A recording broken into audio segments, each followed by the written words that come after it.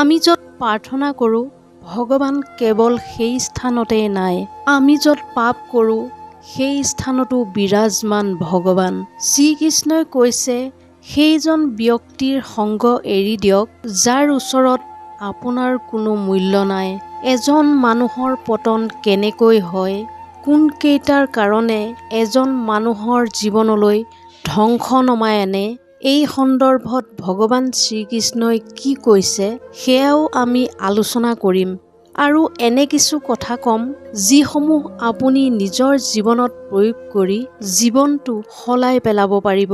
যদি আপুনি আমাৰ চেনেলত নতুনকৈ সংযুক্ত হৈছে তেন্তে আপোনাক আন্তৰিক স্বাগতম জনাইছোঁ। আশা কৰোঁ চেনেলটো আপুনি ছাবস্ক্ৰাইব কৰি বেল আইকনটো ক্লিক কৰি ল'ব।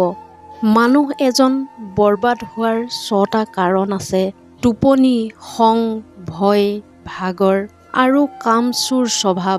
দুনিয়াখন এনেকুৱা এখন কিতাপ যাৰ সকলো পৃষ্ঠা আপুনি পঢ়িব নোৱাৰে, যি আপোনাক সকলোবোৰ শিকাই দিয়ে, বুজাই দিয়ে।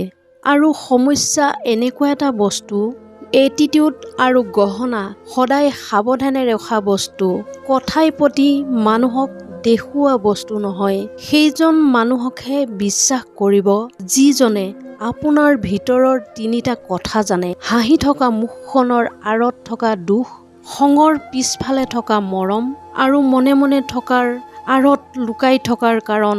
যেনেকৈ আপুনি আপোনাৰ ভগ্নীক স্বামী গৃহত সুখী থকাটো বিচাৰে, তেনেকৈ আপুনি আপোনাৰ পত্নীক সুখী কৰি ৰাখক, কাৰণ তেওঁ কাৰোবাৰ ভগ্নী। সংগ্ৰাম আৰু সমস্যাই যদি নাই তেন্তে কি মজা আছে জীৱনত। সংগ্ৰামৰ মাজেৰে পোৱা সফলতাৰ আমি যে সুকীয়া। স্বাস্থ্যই যদি সুস্থ নাথাকে তেন্তে আমি মন মগজু কেনেকৈ শক্তিশালী কৰি ৰাখিম। দেউতাকৰ বলততো বহুতেই শক্তিশালী হৈ জীয়াই থাকিব পাৰে, কিন্তু নিজৰ বলত সক্ষম হৈ দেখুৱাওক, সেয়াহে আচল সফলতা। মই শ্ৰেষ্ঠ সেয়া আত্মবিশ্বাস, কিন্তু ময়েই শ্ৰেষ্ঠ বুলি ভবাটো অহংকাৰ। ভাগ্যৰ দুৱাৰত কপাল ঢুকিয়াই থকাতকৈ কামৰ জোৱাৰ আনক। ভাগ্যৰ জোৱাৰ নিজে নিজেই খোল খাই যাব। মানুহক কঠিন পৰিস্থিতিৰ দৰকাৰ, কাৰণ সফলতাৰ আনন্দৰ বাবে এয়া খুবেই জৰুৰী। যদি মই কিবা এটা কল্পনা কৰিব পাৰোঁ তেন্তে সেয়া বাস্তৱো কৰিব পাৰোঁ। ৰাস্তা সলাবলৈ বিকল্প বহুতো পাব, কিন্তু লক্ষ্যত উপনীত হ'বলৈ এটা সংকল্পই যথেষ্ট। প্ৰতিটো দিনেই ভাল হ'ব লাগিব বুলি কোনো কথা নাই, কিন্তু প্ৰতিটো দিনতেই ভাল কিবা এটা কৰাটো খুবেই জৰুৰী।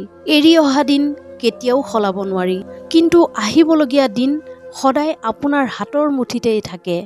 নিজক গঢ়াৰ বাবে ইমানেই সময় দিয়ক যাতে বেলেগৰ বেয়া চিন্তা কৰিবলৈ আপোনাৰ সময়ে নাথাকে।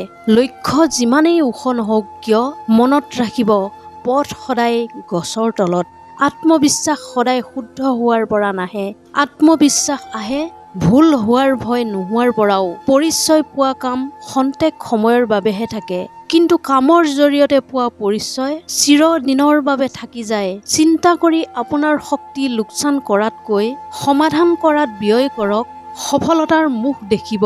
সপোন সেইটো নহয় যিটো আমি নিদ্ৰা অৱস্থাত দেখোঁ, সপোন সেইটো যি আমাক টোপনি নোহোৱা কৰি দিয়ে। আপুনি যদি এই দুনিয়াত সৰ্বশ্ৰেষ্ঠ হ'ব বিচাৰিছে তেন্তে আপুনি এই দুনিয়াত সৰ্বশ্ৰেষ্ঠ দিবও লাগিব। মনত ৰাখিব, প্ৰশংসাৰ আঁৰতো কেতিয়াবা স্বাৰ্থ লুকাই থাকে। কাৰোবাক ধাৰ দিয়ক অতি সাৱধানে, কাৰণ নিজৰ পাব লগা ধনেই এদিন ভিক্ষাৰীৰ দৰে বিচাৰিব লাগিব। আপোনাৰ সন্মান কাৰোৰে বাবে জৰুৰী নহয়, আপোনাৰ প্ৰয়োজনহে জৰুৰী।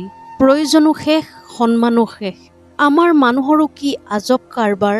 মৃত্যু হোৱাজনৰ দুখত কান্দো আৰু জীয়াই থকাজনক হেঁপাহ নুগুচালৈকে কন্দুৱাওঁ।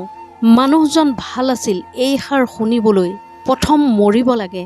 লালসা আৰু মিছা এই দুইটাই যিকোনো মানুহক বিশ্বাসঘাতক বনাই দিয়ে। যেতিয়া কন্যাৰ বেমাৰ হয় বহুত দুখ লাগে, কিন্তু যেতিয়া বোৱাৰীৰ বেমাৰ হয় নাটক যেন লাগে, কিন্তু সত্য।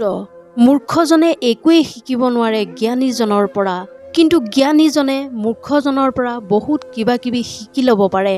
সেয়েহে সদায় জ্ঞানী হৈ থাকক। যদি ভিডিঅ'টো ভাল লাগিল তেনেহ'লে চেনেলটো ছাবস্ক্ৰাইব কৰিবলৈ নাপাহৰিব। ধন্যবাদ।